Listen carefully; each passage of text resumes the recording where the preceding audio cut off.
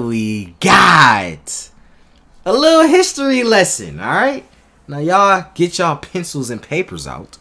Because today, we're learning about how every team got its name and identity.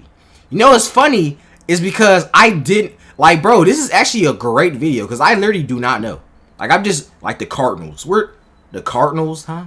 I didn't even know... Actually, I didn't even know that it was a history behind it, honestly. I didn't even know that. But hey... If y'all want more videos like this, just comment down what other videos y'all want me to make. You comment what actual video title, whatever, link the video. Actually, it'd be better if you link the video for me. But yeah, also too, if you want more of these videos, hit that like button, hit the subscribe button. Hey, let's see what it is time about.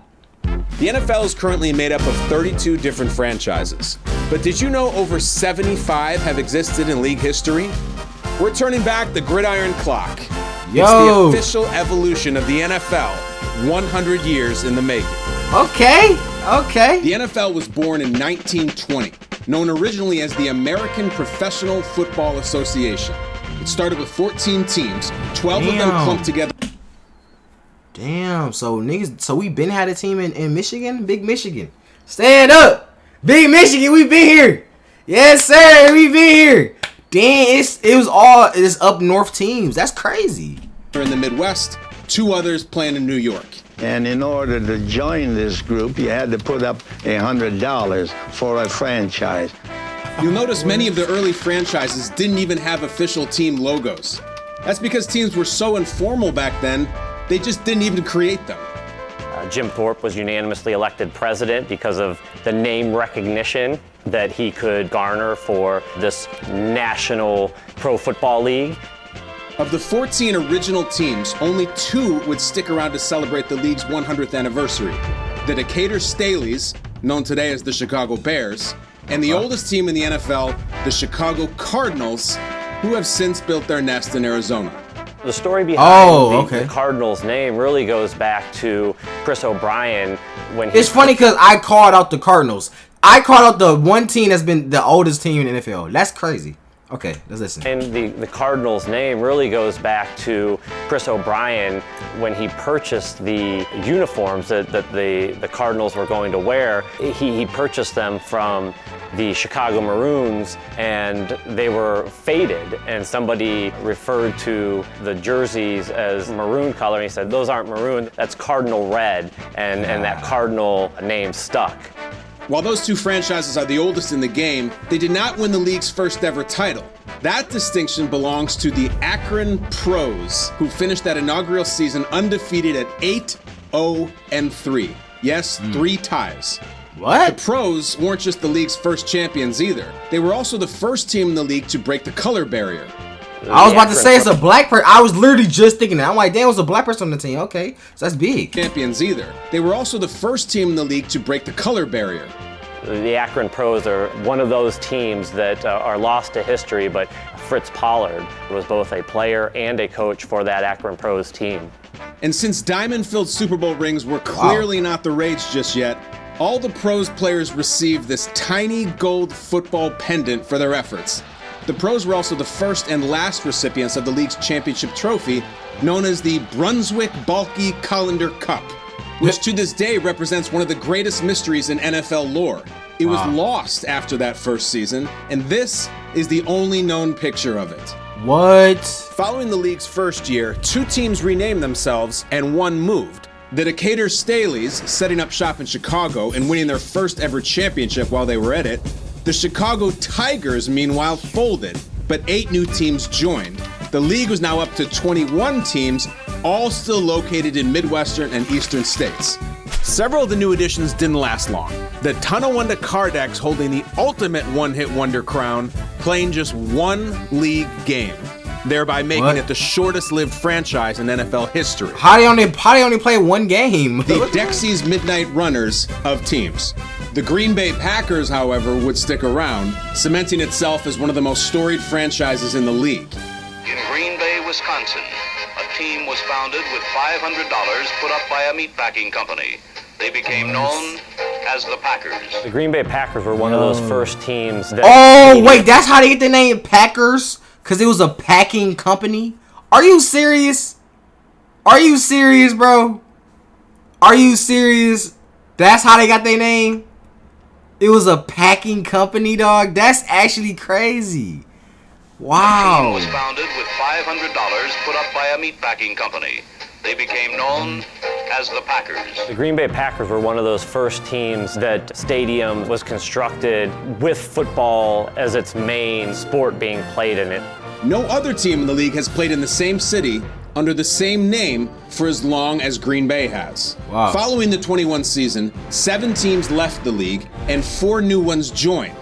The Milwaukee Badgers, the Oorang Indians, the Racine Legion, and the Toledo Maroons.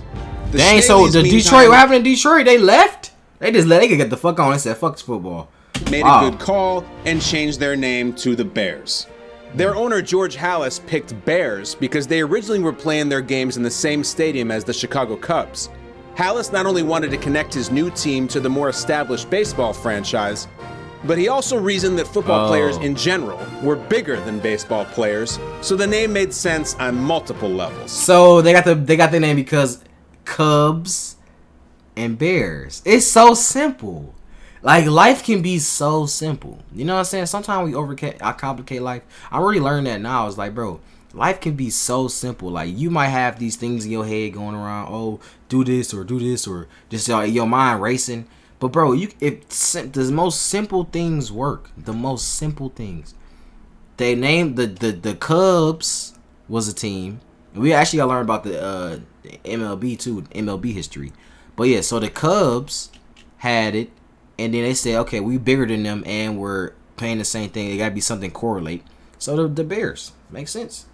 But the even bigger name change that took place that year was the leagues. The American Professional Football Association was out to be known forever on as the National Football League. I think a lot of that comes from wanting to be looked at or viewed as a national organization. As the 1923 season got underway, it did so without the Evansville Crimson Giants, who bowed out. The Cleveland Indians, Duluth Kellys, and St. Louis All-Stars all checked in.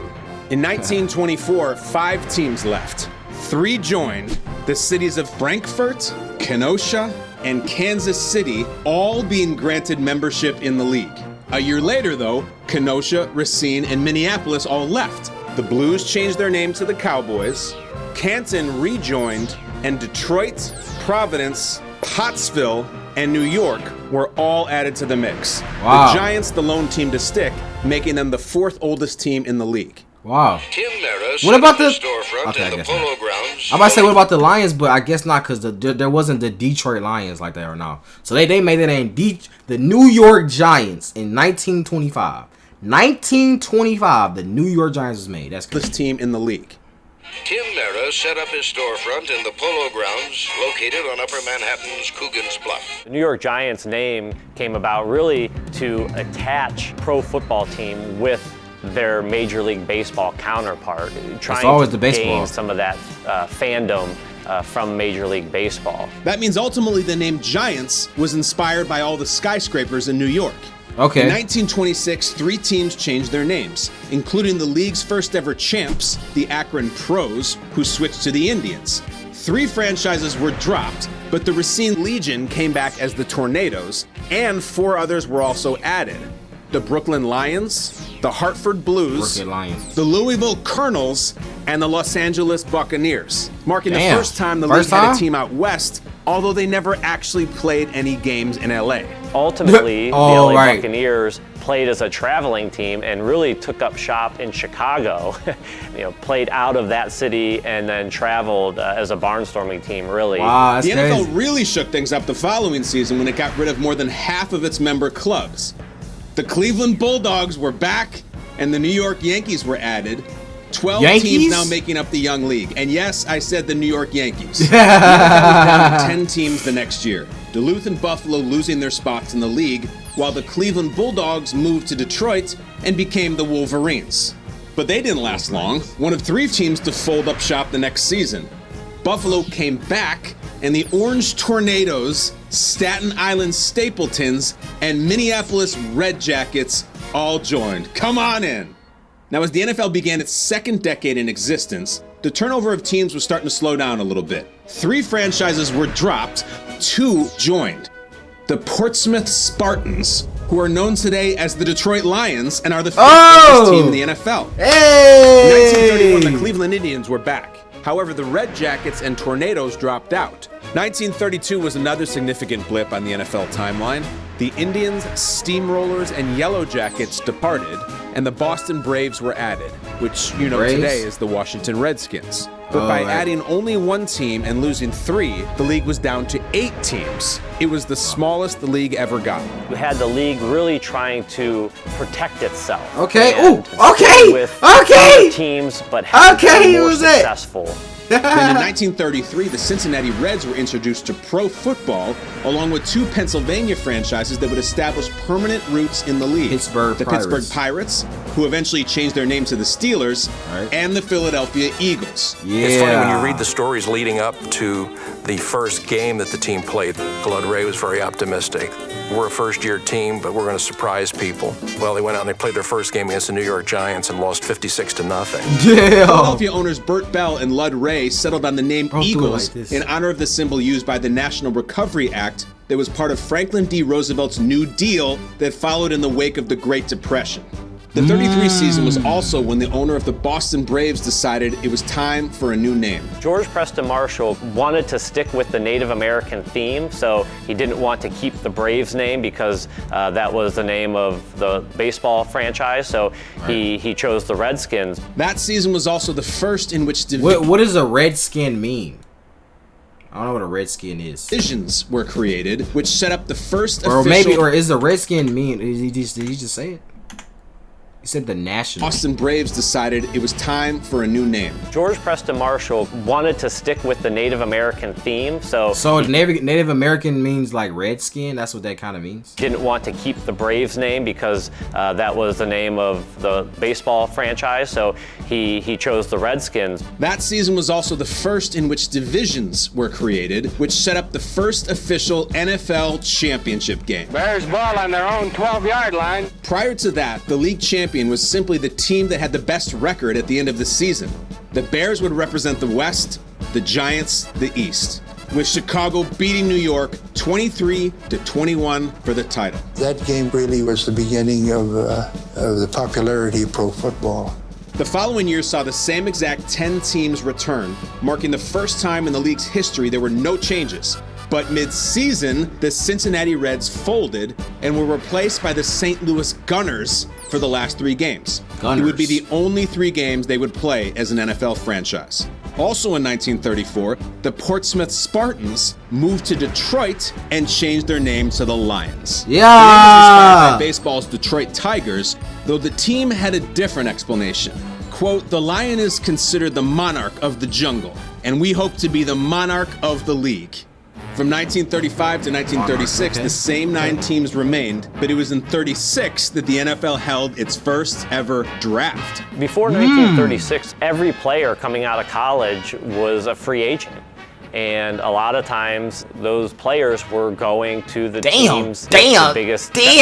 The Eagles used the first ever pick on Chicago Maroons halfback and first ever winner of the Heisman Trophy, Jay Berwanger. But Berwanger would never say play it like down that? in the NFL. The Bears, who acquired his rights from the Eagles, were not able to meet Berwanger's salary demands, which ultimately led him to take a job in sales for a rubber company. Bruh. It's true. That's crazy. 1937, the Boston Redskins made the move to Washington, and the NFL grew back to 10 teams, awarding a franchise to the Cleveland Rams. These are the same Rams that call Los Angeles home today. The name Rams came about because their GM at the time, Damon Buzz Wetzel's favorite college football team, had always been the Fordham Rams, so they simply copied it. As the 30s came to a close, the league was starting to stabilize. There were no changes to the NFL landscape in either 1938 or 39. But 1939 was monumental for the future of the league, even if its participants didn't realize it at the time. The Brooklyn Dodgers hosted the Philadelphia Eagles before a crowd of 13,000 fans. Dang. Few, if any, in attendance even noticed the cameras of NBC station W2XBS. Their presence marked the first ever telecast of a professional football game. Wow. The first ever TV broadcast was only seen in parts of New York, but the seed was planted.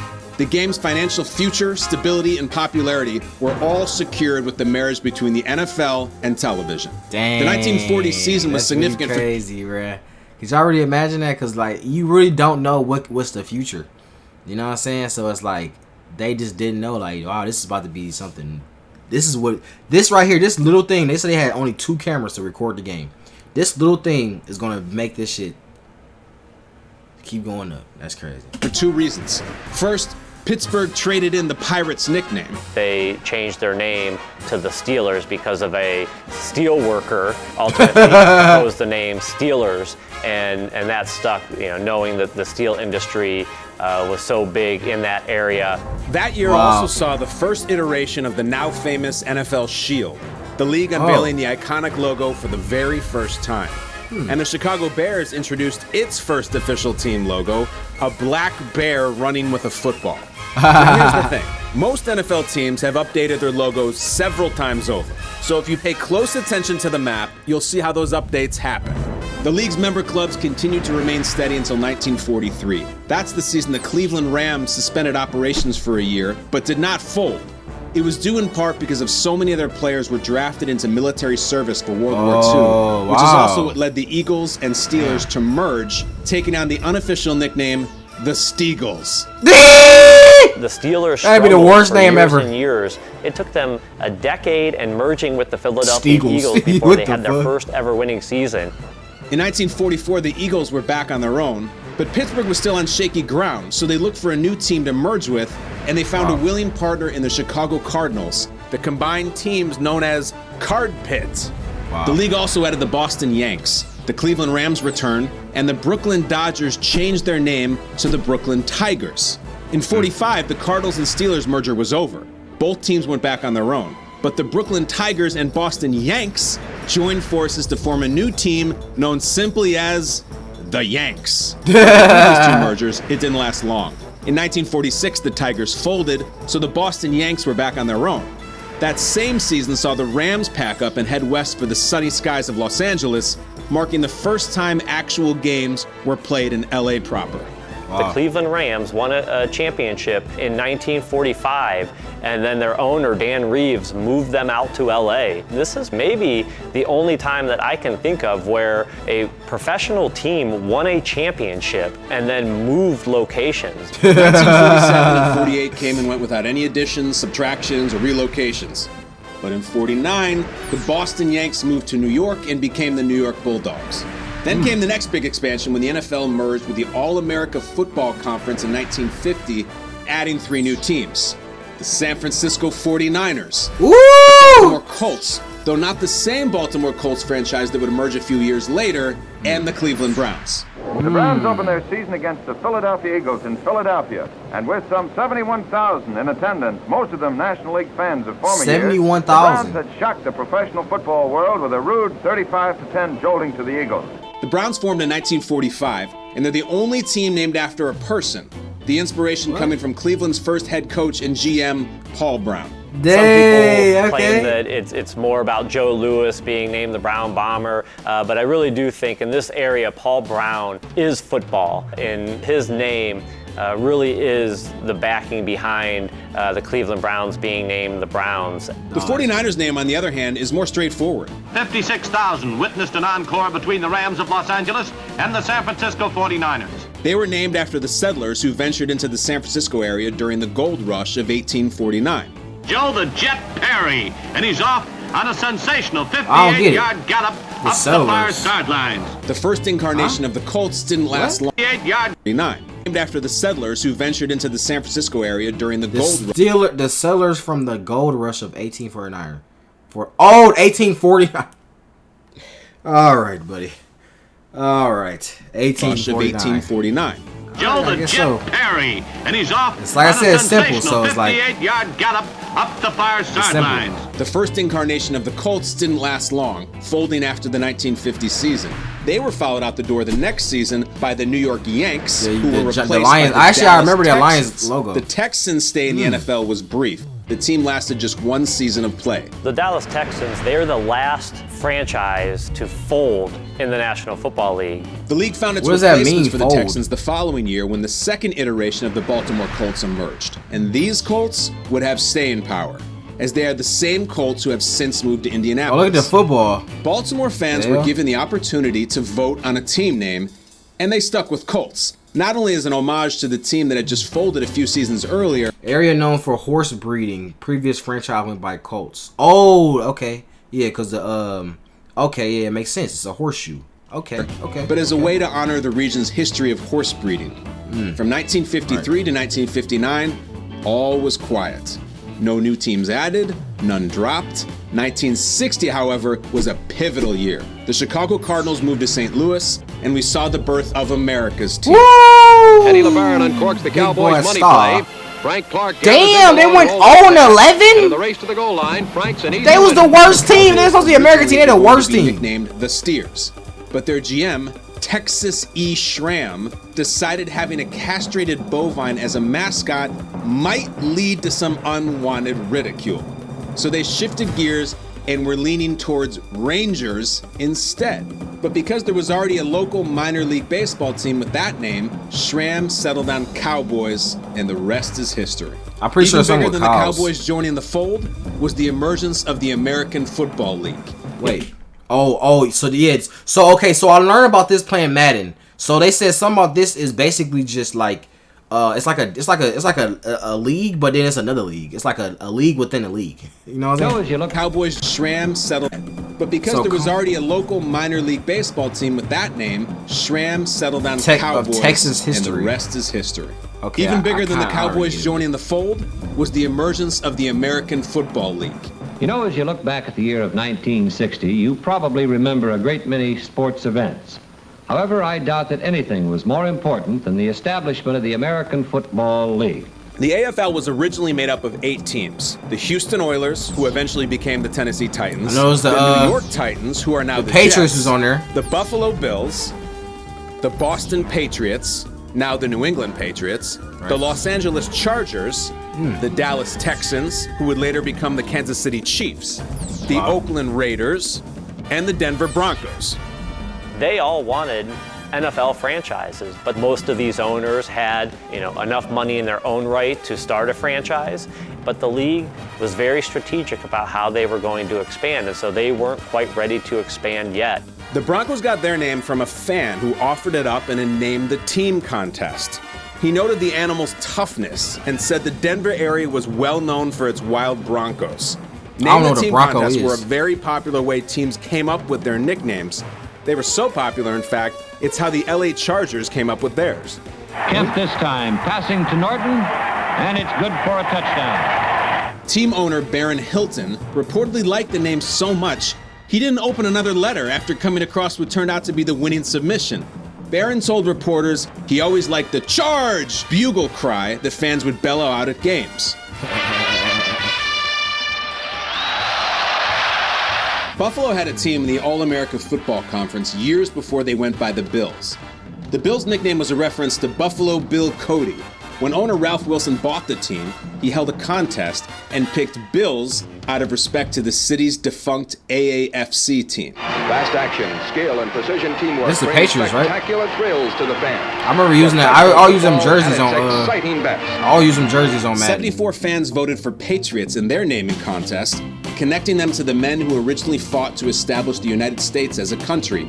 Pat Patriot, the cartoon of a Minuteman preparing to snap a football, was drawn by a Boston Globe employee and was chosen as the logo soon after. And it's away to Jimmy Coldwell in the end zone for the touchdown. An Oakland woman originally submitted the winning entry to name Oakland's franchise, coming up with Señors. The name alluded to the old Spanish settlers of Northern California. But when it got out, there was so much criticism, even claims the contest was fixed, they decided to pick another one of the entries, going with Raiders, which they selected over Lakers. The following year, the Chargers jumped on the they were move to supposed to be San Lakers. Diego, Wow. while the NFL added the Minnesota Vikings to its lineup, giving it an even 14 teams. Hi, this is a Minnesota Viking football helmet. It was in the middle of a lot of hard-nosed football last year. Minnesota got its name from their GM, Bert Rose, who recommended the name because Vikings were aggressive people with a will to win, and it would honor the Nordic tradition in the northern Midwest. Okay. It doesn't take Tarkenton long to prove that he's one rookie who's here to stay. Rans pass to Bob Stelker gives the There's actually Vikings some their good. Hey, I see some of these quarterbacks actually pretty sweet. I ain't gonna lie. first touchdown in official Quarterback's league not bad. play. You know, the Vikings are the first team to actually use a region as their franchise name as opposed to the city that they play in. No changes in 1962, but in 1963, the New York Titans changed their name to the Jets. Let's go, go, go, Jets. The Mighty Green will beat them all. They originally were going to name the team Dodgers, but got pushback from Major League Baseball. Gothams also got some consideration. I think I heard about that. But they balked when they realized it would get shortened to Goths. They almost got the name Boroughs, certainly an homage to the city's famous neighborhoods, but team officials worried opposing fans would translate it their own way and start calling them the Jackasses. Yo, what the fuck? Hey, that would be the funniest thing ever, bro. They call niggas the jackasses. I would start saying that shit too. I'm saying that shit now. Team officials worried Only opposing real ones fans gonna know. would translate